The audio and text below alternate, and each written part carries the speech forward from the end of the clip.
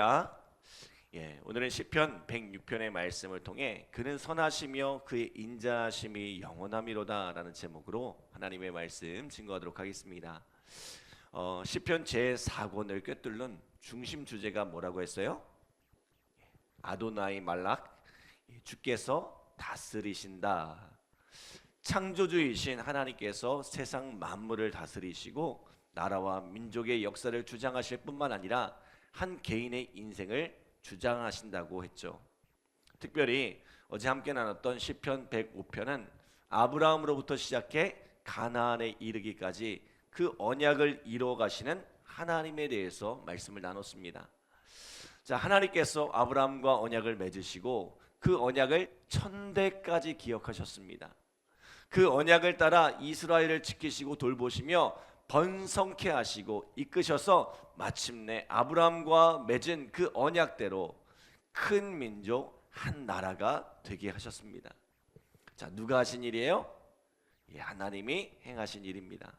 하나님께서 그 언약을 기억하사 이스라엘을 포기하지 않고 끝까지 이끄셨기 때문입니다. 자, 때문에 오늘 본문 1절에 보면 이렇게 고백하죠. 우리 같이 읽겠습니다.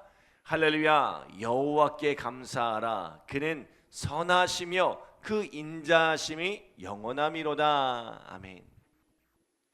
자, 우리가 하나님을 찬양하고 감사해야 하는 이유가 무엇입니까? 하나님의 선하심과 그 인자하심이 영원하기 때문입니다. 자, 하나님의 선하심이 뭐라고 했죠? 굿니스, 보시기에 심히 좋은 것이 선하심이라고 했어요. 로마서 8장 28절에 보면 우리가 알거니와 하나님을 사랑하는 자 곧 그의 뜻대로 부르심을 입은 자들에게는 모든 것이 합력하여 선을 이루느니라 라고 말씀하는데, 하나님은 그 모든 것을 합력하여 마침내 하나님이 보시기에 가장 좋은 모습으로 만드신다는 것입니다. 아브라함이 기근을 피해 애굽으로 내려갔지만 거부가 되어 돌아오게 하신 것, 아이를 갖지 못했으나 100세의 아들을 주심으로 하나님의 기적을 경험하게 하신 것, 하나님의 선입니다. 야곱이 형을 피해 라반의 집으로 도망하지만 그곳에서 일가를 이루고 거부가 되어 돌아오게 하신 것, 요셉이 노예로 팔려갔으나 애굽의 총리가 되게 하신 것, 이스라엘이 애굽에서 종살이하지만 큰 민족으로 번성케 하신 것, 이 모두가 하나님의 선입니다. 또한 그 인자하심이 뭐예요? 헤세드, 언약적인 사랑, 변함없는 사랑이 인자하심이라고 했죠. 이사야 49장 15절에 보면 여인이 어찌 그 젖먹는 자식을 잊겠으며 자기 태에서 난 아들을 긍휼히 여기지 않겠느냐. 그들은 혹시 잊을지라도 나는 너를 잊지 아니할 것이라 라고 말씀하죠. 우리를 절대로 잊지 않으시고 포기하지 않으시는 사랑, 이것이 바로 인자입니다. 아브라함이 그 믿음이 흔들리는데도 하나님께서 아브라함과의 언약을 포기하지 않는 것, 평생 속이는 자로 살아왔던 야곱을 포기하지 않으시고 마침내 그로 하나님을 의지하며 살아가게 하신 것, 광야에서 하나님을 끊임없이 원망하고 불평함에도 이스라엘을 이끌어 마침내 약속의 땅 가나안으로 이끄시는 것, 이 모든 것이 바로 하나님의 인자입니다. 그 하나님의 선하심과 인자하심이 지금의 이스라엘을 만들었다는 거죠. 또 그 하나님의 선하심과 인자하심이 오늘 우리를 여기에 있게 하신 줄 믿습니다. 하나님의 선하심과 인자하심이 우리의 인생이라는 커다란 물줄기를 이끌어 오셨다는 거예요. 나의 평생을 하나님의 선하심과 그의 인자하심 위에 살아가고 있다는 것입니다. 그러나 오늘 하나님의 선하심과 인자함 속에 살아가던 이스라엘의 모습은 어떻습니까? 자, 우리 7절 함께 읽겠습니다. 7절 시작. 우리 조상들이 애굽에 있을 때 주의 기이한 일들을 깨닫지 못하며 주의 크신 인자를 기억하지 아니하고 바다 곧 홍해에서 거역하였나이다. 아멘. 신앙이 뭐라고 했어요? 신앙은 기억하는 것이라고 했어요. 하나님의 말씀을 기억하고 하나님의 행하신 일들을 기억하는 것이 신앙이라고 했어요. 하나님께서 이스라엘의 부르짖음을 들으시고 모세를 보내 애굽에서 큰 재앙을 내리셨습니다. 나일강이 피로 변하고 하늘에서 우박이 떨어지고 세상을 흑암으로 두르셨습니다. 개구리와 이와 파리, 메뚜기가 창궐하게 하셔서 그들을 고통스럽게 하셨습니다. 가축의 전염병, 악성 종기가 일어나고 마침내는 그들의 장자를 치셔서 애굽 온 땅에 슬픔이 가득하게 하셨어요. 자, 이처럼 애굽 온 땅에 내려지는 재앙에도 불구하고 오직 이스라엘은 안전하게 하셨습니다. 그렇게 이스라엘은 400년간의 종살이를 마치고 마침내 애굽에서 자유케 되었어요. 그러나 이스라엘은 하나님의 행하신 큰 능력을 기억하지 못했습니다. 뒤쫓는 애굽의 군대로 인해 하나님을 원망하죠. 자, 이 하나님이 어떻게 하셨어요? 다시 한번 그들 가운데 큰 능력을 행하십니다. 홍해를 갈라 길을 내시고 이스라엘로 마른 땅을 걷게 하셨습니다. 그리고 하나님께서 불기둥과 구름기둥으로 애굽의 군대를 흩으시고 이스라엘이 다 건넌 후에야 비로소 그 길을 열어주시죠. 그렇게 애굽의 군대가 바닷길로 들어서자 갈라졌던 이 바다를 덮어서 온 애굽의 군대를 일거에 쓸어버리셨습니다. 이스라엘은 다시 한번 하나님의 놀라운 구원을 경험했습니다. 자, 이 정도 기적과 능력을 경험했으면 이제는 어떻게 해야 합니까? 하나님을 온전히 신뢰해야죠. 그러나 이후에 이스라엘이 보여준 모습이 어땠어요? 우리 13절 14절 읽겠습니다. 13절 14절 시작. 그러나 그들은 그가 행하신 일을 곧 잊어버리고 그의 가르침을 기다리지 아니하고 광야에서 욕심을 크게 내며 사막에서 하나님을 시험하였도다. 아멘. 이스라엘은 금세 하나님을 잊어버렸어요. 어떻게 그 큰 기적과 능력을 그렇게 빨리 잊어버리는지 몰라요. 그 하나님을 잊어버리니 어떤 마음이 찾아와요? 조급한 마음이 찾아옵니다. 모든 것이 불안하고 두렵기만 합니다. 그래서 조금만 문제가 생기면 호들갑을 떨죠. 물이 떨어지면 물이 없다고, 먹을 것이 없으면 먹을 것이 없다고 난립니다. 모세가 시내산에 올라 내려오지 않자 모세가 어디 갔냐고 난리. 그렇게 조급하고 불안하여 하나님의 말씀을 기다리지 아니하니 당장 눈앞에 보이는 신을 만들어내려고 소란을 피우다가 결국에는 송아지 우상을 만들어 하나님의 진노를 삽니다. 또 하나님을 잊어버리고 나니 내 마음에 욕심이 가득하여 만나 대신 고기를 달라 하고, 모세만 하나님의 종이냐, 우리도 하나님의 종이라 반역을 일으키기도 하죠. 여러분, 왜 우리가 조급해하며 불안해하는 줄 아세요? 왜 그렇게 욕심을 부리며 사는지 아세요? 우리를 인도하시는 하나님을 기억하지 못하기 때문입니다. 그 하나님을 신뢰하지 못하기 때문입니다. 하나님의 인도하심을 따라 살면 때를 따라 가장 좋은 것으로 채우실 텐데, 그 하나님의 돌보심을 신뢰하지 못하고 하나님의 채우심을 기다리지 못하니 늘 어떻게 해야 하나 동동거리며 살아가는 거예요. 불안하고 두려우니 늘 움켜쥐고 더 많은 것을 가지려 욕심을 부리는 거예요.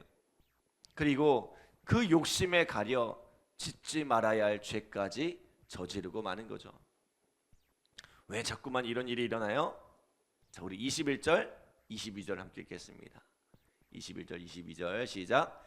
애굽에서 큰 일을 행하신 그의 구원자 하나님을 그들이 잊었나니 그는 하의 땅에서 기사와 홍해에서 놀랄 만한 일을 행하신 이시로다. 아멘. 애굽에서 홍해에서 행하신 이 놀라운 일을 잊어버리니, 하나님을 기억하지 못하니 이런 어처구니 없는 삶을 살아가더란 거죠. 결국 그들은 하나님께서 약속하신 가나안 땅을 앞에 두고도 하나님을 원망하고 그 음성을 듣지 않습니다. 하나님을 잊어버리니 그 땅에 거주하는 안악자손으로 인하여 두려움에 빠진 거죠. 또 하나님을 잊어버리니 모압 여인들과 바알볼의 제사에 가담하다가 연병이 일어나 무려 2만 4천 명이 죽는 일이 일어났습니다. 그 밖에도 무리바에서 하나님을 시험하고 길로 인해 불평하다가 불뱀에 물려 죽는 일도 있었죠. 한 세대가 그렇게 광야에서 엎드려졌으나 이스라엘은 가나안에 이르러서도 여전히 하나님을 잊고 불순종의 삶을 살아갑니다. 때문에 43절에 보면 이렇게 말씀하죠. 여호와께서 여러 번 그들을 건지시나 그들은 교묘하게 거역하며 자기 죄악으로 말미암아 낮아짐을 당하였도다. 하나님께서 당신의 선하심과 인자하심으로 이스라엘을 향해 끊임없이 은혜를 베푸셨으나 이스라엘은 어떻게 하셨어요? 교묘하게 거역하더란 거예요. 하나님을 섬기는데 이방신도 더불어 섬깁니다.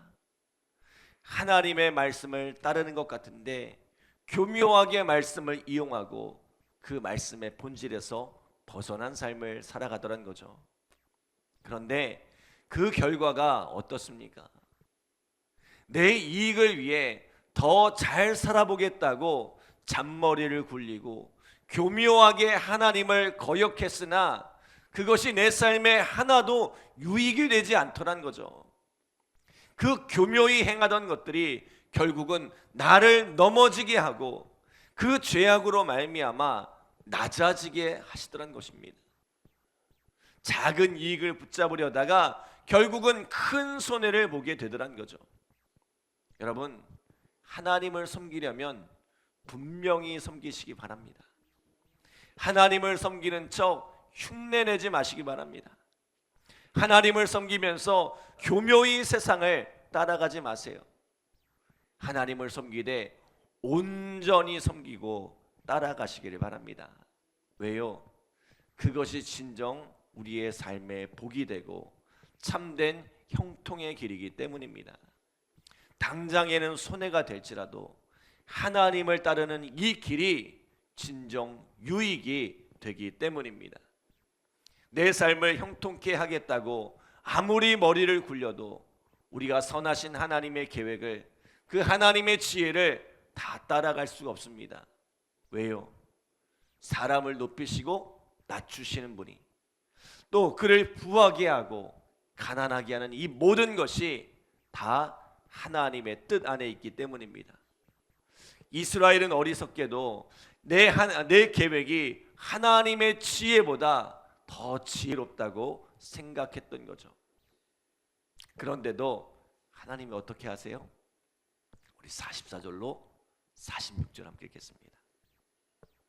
44절로 46절 시작. 그러나 여호와께서 그들의 부르짖음을 들으실 때에 그들의 고통을 돌보시며 그들을 위하여 그의 언약을 기억하시고 그 크신 인자하심을 따라 뜻을 돌이키사 그들을 사로잡은 모든 자에게서 긍휼히 여김을 받게 하셨도다. 아멘. 이스라엘은 하나님을 의지하지 않고 제멋대로 살겠다고 머리를 굴리다가 깊은 수렁에 빠져 고통하고 있는데 하나님은 그들을 외면하지 않으세요. 하나님께서 그들의 부르짖음을 들으시고 그 언약을 기억하셨대요. 이스라엘을 향한 그 하나님의 인자하심을 포기하지 않으셨어요. 그리고는 그들을 그 고통에서 건져주시더란 거죠. 여러분, 하나님께서 이스라엘 가운데 행하신 기적과 능력도 놀랍지만 진짜 놀라운 것은 무엇입니까? 이스라엘이 그렇게 끊임없이 하나님을 잊어버리고 믿지 못하고 심지어 배신하는데도 그런 이스라엘을 포기하지 않으시고 끝까지 그들을 사랑하시더란 거죠. 어떻게 이런 사랑을 할 수 있습니까? 어떻게 이런 은혜를 베풀 수 있습니까? 이런 하나님을 어찌 찬양하지 않을 수 있냐는 것입니다. 그러므로 오늘 시편 기자는 이렇게 말씀을 마무리하죠. 자, 우리 47절로 48절 함께 읽겠습니다. 47절 48절 시작. 여호와 우리 하나님이여 우리를 구원하사 여러 나라로부터 모으시고 우리가 주의 거룩하신 이름을 감사하며 주의 영예를 찬양하게 하소서. 여호와 이스라엘의 하나님을 영원부터 영원까지 찬양할지어다. 모든 백성들아 아멘 할지어다. 할렐루야. 아멘. 사랑하는 여러분, 오늘 우리에게도 이러한 찬송의 고백이 함께하기를 소원합니다. 끊임없이 주님을 실망시켜 드림에도 우리를 절대로 포기하지 않고 끝까지 사랑하시는 이 하나님을 영원부터 영원까지 찬양하는 우리 믿음의 성도들 되시기를 간절히 기도합니다. 기도하겠습니다. 하나님 감사합니다. 복된 새벽 귀한 말씀 주시고 이 말씀으로 우리의 삶을 돌아볼 수 있도록 인도하여 주심에 감사드립니다. 하나님께서 우리를 기억하시고 우리를 잊지 않으시고 인자와 또 긍휼로 우리를 사랑하여 주셨음에도 불구하고 우리는 계속해서 하나님을 배반하고 하나님을 떠나 헛된 것을 의지하고 살아가는 우리의 모습을 바라보게 됩니다. 하나님, 오늘 우리로 하나님을 잊지 않게 하시고 하나님을 기억하게 하시고 날마다 그 하나님을 신뢰하고 그 하나님을 따라 순종하며 살아가는 오늘 우리의 삶이 되게 하여 주시옵소서. 하나님, 우리의 연약함에도 불구하고 우리를 끝까지 사랑하시는 그 하나님을 날마다 우리가 찬송하며 살아가게 하시고 그 하나님 앞에 영광 돌리는 복된 삶이 되게 하여 주시옵소서. 오늘 이 새벽에도 간절한 마음으로 기도하는 우리 성도들 하나님 앞에 기도할 때에 주님 응답하여 주시고 풍성한 열매를 거두게 하시는 하나님의 은혜를 경험케 하여 주시옵소서. 감사드리며 예수님의 이름으로 기도드립니다. 아멘.